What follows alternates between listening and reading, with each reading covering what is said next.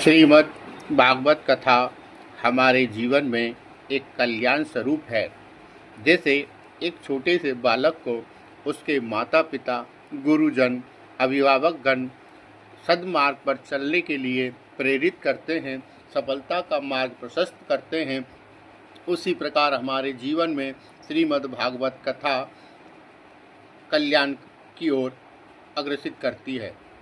अब हम यहाँ द्वितीय अध्याय में आज जानेंगे नारायण द्वारा भक्ति का दूर करने के लिए उन्हें क्या प्रयत्न बताए गए।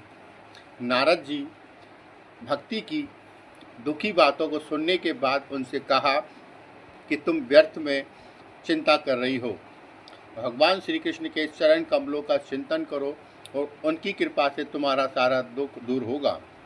जिन्होंने कौरवों के अत्याचार से द्रौपदी की रक्षा की थी और गोप सुंदरियों को भी उन्होंने अपनी कृपा पात्र रखा। श्री कृष्ण कई थोड़े चले गए हैं, वो आपकी पुकार अवश्य सुनेंगे। सत्य, त्रेता और द्वापर, इन तीनों युगों में ज्ञान और वैराग्य मुक्ति के लिए साधन थे, किंतु कलयुग में तो केवल भक्ति ही ब्रह्मा सायुज यानी मोक्ष की प्राप्ति कराने वाली रही। यह सोचकर ही परम आनंद चिंत मूर्ति ज्ञान स्वरूप श्री हरि ने अपने सत्य स्वरूप से तुम्हें रचा है। तुम साक्षात श्री कृष्णचंद्र की प्रिया और परम सुंदरी हो। एक बार जब तुमने हाथ जोड़कर पूछा था कि मैं क्या करूं, तब भगवान ने तुम्हें यही आज्ञा दी थी कि मेरे भक्तों का पोषण करो। तुमने भगवान की वह आज्ञा स्वीकार कर ली। इससे तुम पर श्री हरि बहुत प्रसन्न हुए और तुम्हारी सेवा करने के लिए मुक्ति को तुम्हारे दासी के रूप में दिया। इन ज्ञान वैराग्य को पुत्रों के रूप में तुम अपने साक्षात स्वरूप से वैकुंठ धाम में भक्तों का पोषण करती हो, और भूलोक में तो तुमने उनकी पुष्टि के लिए केवल छाया रूप धारण कर रखा है। तब मुक्ति, ज्ञान और वैराग्य को साथ लिए पृथ्वी तल पर आई और सतयुग से द्वापर युग तक बड़े आनंद से रही। कलयुग में तुम्हारी दासी मुक्ति पाखंड रूप रोग से पीड़ित होकर क्षीण होने लगी है, इसलिए वे तो तुरंत ही तुम्हारी आज्ञा से वैकुंठ लोक को चली गई। इस लोकों में भी तुम्हारे स्मरण करने से ही वे आती है और फिर चली जाती है, किंतु ज्ञान और वैराग्य को तुमने पुत्र मानकर अपने पास ही रख छोड़ रखा है। फिर भी कलयुग में इनकी उपेक्षा होने के कारण तुम्हारे ये पुत्र उत्साहहीन और वृद्ध हो गए हैं। फिर भी तुम चिंता न करो, इनके नव जीवन का उपाय बताता हूँ। इस युग में तुम्हें घर घर में प्रत्येक पुरुष के हृदय में स्थापित कर दूंगा। देखो, अन्य सब धर्मों को दबाकर और भक्ति विषय महोत्सवों को आगे रखकर यदि मैंने लोक में तुम्हारा प्रचार न किया तो मैं श्री हरि का दास नहीं। इस प्रकार श्री नारद जी ने उन्हें काफी आश्वासन दिया। तब वेद अध्ययन, ज्ञान और कर्म आदि किसी भी साधन से भगवान वश में नहीं किए जा सकते, वे केवल भक्ति से ही वशीभूत होते हैं। इसमें श्री गोपी जन प्रमाण हैं। सहस्त्रों जन्मों के पुण्य प्रताप से भक्ति में अनुराग होता है। कलयुग में केवल भक्ति ही इसका सार है। भक्ति से तो साक्षात श्री कृष्ण सामने उपस्थित हो जाते हैं। भक्ति से द्रोह करते हैं वे तीनों लोकों में दुख पाते हैं। सूत जी कहते हैं, इस प्रकार नारद जी के निर्णय किए हुए अपने महात्म्य को सुनकर भक्ति के सारे अंग पुष्ट हो गए और वे उनसे कहने लगी। तब भक्ति ने नारद जी से कहा, आप धन्य हैं, आपकी मुझ में निश्चल प्रीति है। मैं सदा आपके हृदय में रहूंगी, कभी आपको छोड़कर नहीं जाऊंगी। आप बड़े कृपालु हैं, आपने क्षण भर में ही मेरा सारा दुख दूर कर दिया, किंतु अभी मेरे पुत्रों में चेतना नहीं आई है। आप इन्हें शीघ्र सचेत कर दीजिए, इन्हें जगा दीजिए। तब सूत जी कहते हैं, भक्ति के ये वचन सुनकर नारद जी को बड़ी करुणा आई और वे उन्हें हाथ से हिला डुलाकर जगाने लगे। फिर उनके कान के पास मुंह लगाकर जोर से कहा, ओ ज्ञान जल्दी जग पड़ो, ओ वैराग्य जल्दी जग पड़ो। फिर उन्होंने वेद ध्वनि, वेदांत घोष और बार बार गीता पाठ करके उन्हें जगाया। इससे वे जैसे तैसे बहुत जोर लगाकर उठे, किंतु आलस्य के कारण वे दोनों जम्हाई लेते रहे और नेत्र उघाड़कर बार बार देखते रहे। उनके बगल बगुले की तरह सफ़ेद हो गए, उनके अंग प्राय सूखे काठ के समान कठोर हो गए। इस प्रकार भूख प्यास के मारे अत्यंत दुर्बल होने के कारण उन्हें फिर सोता देख नारद जी को बड़ी चिंता हुई। अब नारद जी सोचने लगे, क्या उपाय करें। इनकी ये नींद, इससे भी बढ़कर इनकी वृद्धावस्था कैसे दूर करें। इस प्रकार चिंता करते करते वे भगवान का स्मरण करने लगे। उसी समय आकाशवाणी हुई कि चिंता मत करो, तुम्हारा ये उद्योग निस्संदेह सफल भी होगा। देवर से इसके लिए तुम एक सत्कर्म करो, वह कर्म तुम्हें संत शिरोमणि महानुभाव बताएंगे। उस सत्कर्म का अनुष्ठान करते ही क्षण भर में इनकी नींद और वृद्धावस्था चली जाएगी और सर्वत्र भक्ति का प्रसार होगा। ये आकाशवाणी वहाँ सभी को साफ साफ सुनाई भी दी। इससे नारद जी को बड़ा विस्मय हुआ और वे कहने लगे, मुझे तो इसका कुछ भी आशय समझ में ही नहीं आ रहा। नारद जी बोले, इस आकाशवाणी ने भी गुप्त रूप में बात कही है कि ये नहीं बताया कि वे कौन सा साधन किया जाए जिससे इनका ये कार्य सिद्ध हो। वे संत जाने कहाँ मिलेंगे और किस प्रकार उस साधन को बताएंगे। जब आकाशवाणी ने जो कुछ कहा है उसके अनुसार मुझे क्या करना चाहिए। शौनक जी तब ज्ञान वैराग्य दोनों को छोड़कर वही नारद मुनि वहाँ से चल पड़े और प्रत्येक तीर्थ में जाकर मार्ग में मिलने वाले मुनीश्वरों से वे साधन पूछने लगे। उनकी उस बात को सुनते तो सभी थे, किंतु उसके विषय में किसी को ज़्यादा जानकारी नहीं थी। इस प्रकार नारद जी वहाँ से आगे बढ़े और फिर उन्होंने उन तपस्वियों को ढूंढना शुरू किया। जब नारद जी बहुत चिंतातुर हुए और बद्रीवन में आए ज्ञान वैराग्य को जगाने के लिए, वहाँ उन्होंने निश्चय किया कि मैं तप करूँगा।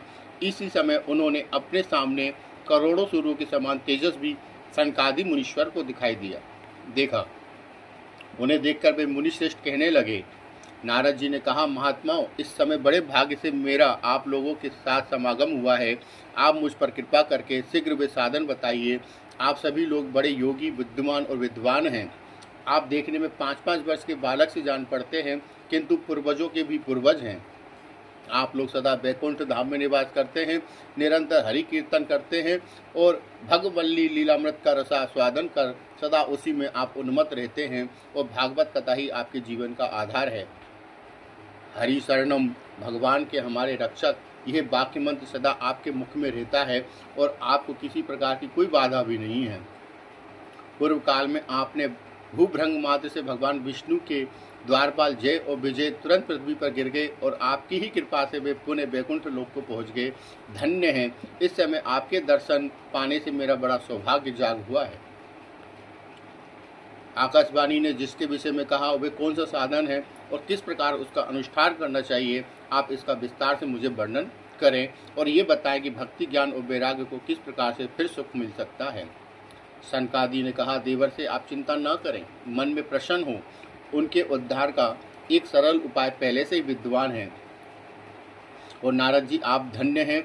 आप विरक्तों के शिरोमणि हैं, श्री कृष्ण दासों के शाश्वत पथ प्रदर्शक और भक्ति योग के भास्कर हैं। आप भक्ति के लिए जो उद्योग कर रहे हैं, यह आपके लिए कोई आश्चर्य की बात नहीं है। ऋषियों ने संसार में अनेक मार्ग प्रकट किए, किंतु वे सभी कष्ट साध्य हैं और परिणाम में प्राय स्वर्ग की ही प्राप्ति कराने वाले हैं। अभी तक भगवान की प्राप्ति कराने वाला मार्ग तो गुप्त ही रहा है। उसका उपदेश करने वाला पुरुष प्राय भाग्य से ही मिलता है। आपको आकाशवाणी ने जिस सत्कर्म का संकेत किया है उसे हम बतलाते हैं। आप प्रसन्न हो और समाहित चित्त होकर उसे सुने। नारद जी ने द्रव्य यज्ञ, तपो यज्ञ, योग यज्ञ और स्वाध्याय रूप यज्ञ, ये सब स्वर्ग आदि की प्राप्ति कराने वाले कर्म की ओर है, लेकिन मुक्ति का एक साधन है, वह श्रीमद् भागवत पारायण। उसके शब्द सुनने से ही भक्ति, ज्ञान और वैराग्य को बड़ा बल मिलेगा। इससे ज्ञान वैराग्य को कष्ट मिट जाएगा और भक्ति को आनंद मिलेगा। सिंह की गर्जना सुनकर जैसे भेड़िए भाग जाते हैं, उसी प्रकार श्रीमद् भागवत की ध्वनि से कलयुग के सारे दोष मिट जाते हैं। तब प्रेम रस प्रवाहित करने वाली भक्ति, ज्ञान और वैराग्य को साथ लेकर प्रत्येक घर और व्यक्ति के हृदय में कीड़ा करेगी। नारद जी ने कहा, मैंने वेद वेदांत की ध्वनि और गीता पाठ करके उन्हें बहुत जगाया, किंतु फिर भी वे भक्ति, ज्ञान और वैराग्य तीनों ही नहीं जगे। ऐसी स्थिति में श्रीमद् भागवत सुनाने से वे कैसे जागेंगे, क्योंकि उस कथा के प्रत्येक श्लोक और प्रत्येक पद में वेदों का ही तो सारांश है। आप लोग शरणागत वत्सल हैं तथा आपका दर्शन कभी व्यर्थ नहीं होता, इसलिए मेरा ये संदेह दूर कीजिए कि इस कार्य को मैं कैसे करूं। तब सनकादि ने कहा, श्रीमद् भागवत कथा वेद और उपनिषदों के सारस से बनी है, इसलिए उनसे अलग उनकी फल रूपा होने के कारण वे बड़ी उत्तम है। जिस प्रकार रस वृक्ष की जड़ से लेकर शाखा पर्यंत रहता है, किंतु इस स्थिति में उसका आस्वादन नहीं किया जा सकता। वही जब अलग होकर फल के रूप में आ जाता है, तब संसार के सभी लोगों को वह प्रिय लगने लगता है।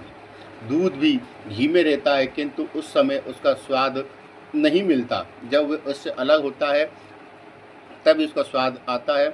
इसी प्रकार भागवत कथा का स्वाद भी उसके पाठ पठन से ही हो सकता है।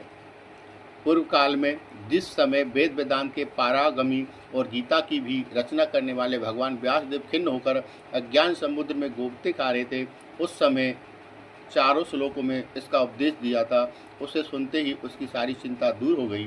फिर इसमें आश्चर्य क्यों हो रहा है? हम आपसे प्रश्न कर रहे हैं, आपको उन्हें शोक दुख का विनाश करने वाला श्रीमद् भागवत पुराण ही सुनाना चाहिए। नारद जी ने कहा, महानुभाव, आपके दर्शन जीव के संपूर्ण पापों को तत्काल नष्ट कर देता है।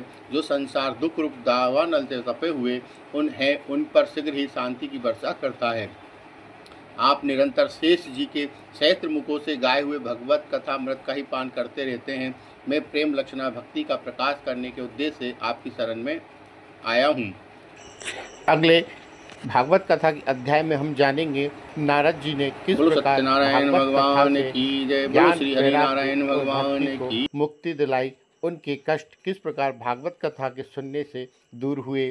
श्रोताओं, कृपया इस चैनल को सब्सक्राइब जरूर करें।